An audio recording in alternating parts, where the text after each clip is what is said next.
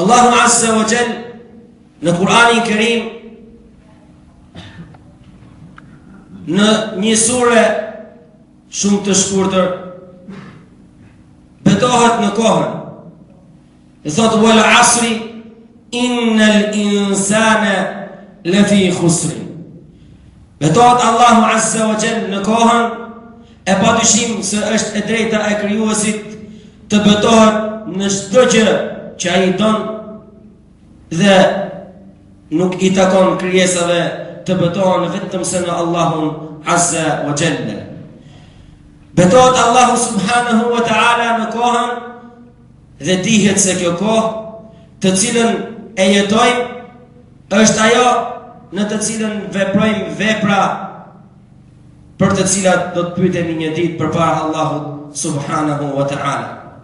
Wal asri innal insana lafi khusrin. Me të vërtet njeriu është në humbje.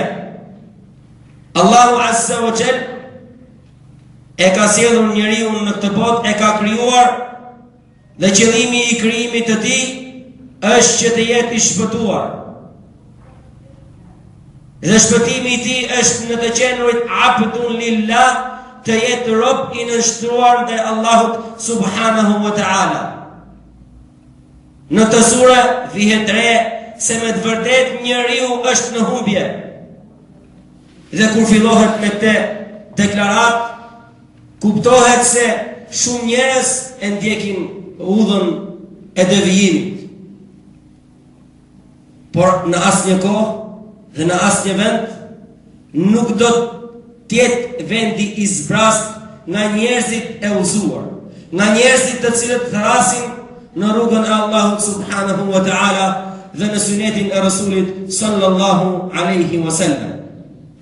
Innal insana lafi khusrin illa alladhina amanu. Përveç atyre të cilët kanë besuar, wa amilus salihat, besuan dhe vepruan vepra të mira, wa tawasaw bil haqqi wa tawasaw bis sabri. Këshillohen për të drejtë, urdhrojnë njëri tjetrin për të mirë dhe ndalojnë nga e keqja, tawasaw bil haqqi. Dhe kjo është ajo e vërtetë. Wa tawasaw bis sabri, dhe këshillohen të jenë të durueshëm. Këto 4 pika, këto 4 shtylla, rreth tyre rrotullohet çështja fetare. Rreth tyre rrotullohet qëllimi kryesor, el hedeful a'la, qëllimi më i lartë. Qëllimi për të realizuar në këtë botë, el-ubudiyya lillahi subhanahu wa ta'ala, të jesh rob i nënshtruar ligjit të Allahut subhanahu wa ta'ala, dhe shpërblimi në botën tjetër që është jannatun a'addaha Allahu subhanahu wa ta'ala lil muttaqin. Shpërblimi me xhennet që Allahu subhanahu wa ta'ala e ka përgatitur për njerëzit e devotshëm. Këto 4 shtylla, këto 4 çështje dhe 4 pika janë ato të cilat të rrotullohet rreth tyre çështja islame. Nëse ne i përsosim dhe i realizojmë në formën e duhur, atëherë padyshim se jemi të shpëtuar nga humbja dhe padyshim se do jemi besimtar të shpëtuar dhe meritojmë dashurinë e Allahut subhanahu wa ta'ala dhe meritojmë shpërblimin me xhennet. Shpesh herë dëgjojmë fjalë të cilat askush nuk bie në kundërshtim në domethënien e tyre. Ajo e cila është për t'u brengosur për të, është vepra. Se ndodh shpesh herë fjalët të jenë të bukura, por ajo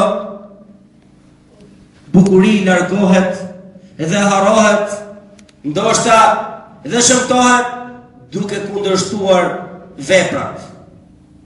Duke kundërshtuar veprat, fjalët që fliten.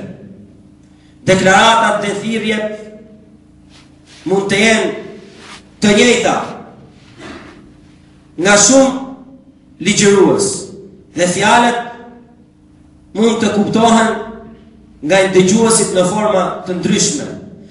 Kërkoj të theksoj se ajo çka e dallon njeriu të shpëtuar nga atë të devijuar është se nuk është thjesht ky besimi në formë të lirë dhe të gjerë, illa alladhina amanu, përveç atyre të cilët kanë besuar.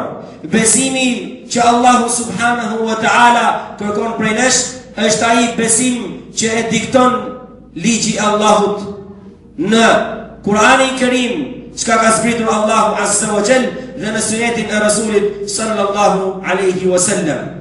E çka nuk është në librin e Allahut, e çka nuk është në sunetin e Rasulit sallallahu alaihi wasallam, e çka nuk është e kuptuar dhe e bazuar në këto dy baza dhe shtylla të argumentimit, nga fjalët dhe rruga e selefun as-salih, ajo nuk është fe. Dhe si e till nuk takon të jetë si besim dhe nuk kërkohet prej teje të jesh besimtar i diçkaje që nuk është pjesë e kësaj udhe. Përndryshe ke besuar atë që nuk të kërkohet. Nëse besimi realizohet në formën jo të duhur, atëherë padyshim se dhe vepra do të jetë gjithashtu një reflektim i këtij besimit, gjithnjë ajo do të jetë e gabuar.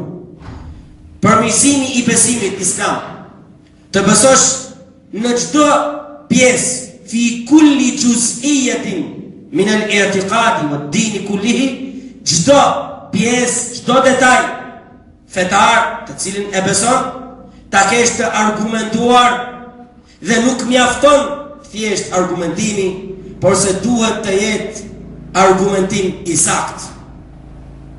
Men haddetha hadithan yara annahu kadhib fahu ahadul kadhibin. Kush e flet një fjalë duke e menduar, duke e ditur se kjo është gënjeshtër, ai është një nga gënjeshtarët. Men haddetha, ai i cili flet atë që Rasuli sallallahu alaihi wasallam nuk e ka thënë, men lem yaqul, men qala alayya ma lam aqul falyatabawwa maq'adahu min an-nar. Kush thot mbi mua diçka që nuk e kam thënë, ai e ka vendin në zjarr. Falyatabawwa maq'adahu min an-nar, në falën urdhërore dhe kiet për qëllim përfundimi i tij. El-kadhibu alayya laysa kal-kadhibi ala ahadikum. Men kadhaba alayya falyatabawwa maq'adahu min an-nar. Të gënjesh mbi mua, thot Rasuli sallallahu alaihi wasallam, nuk është si gënjeshtra e ndonjërit për jush ndaj tjetrit.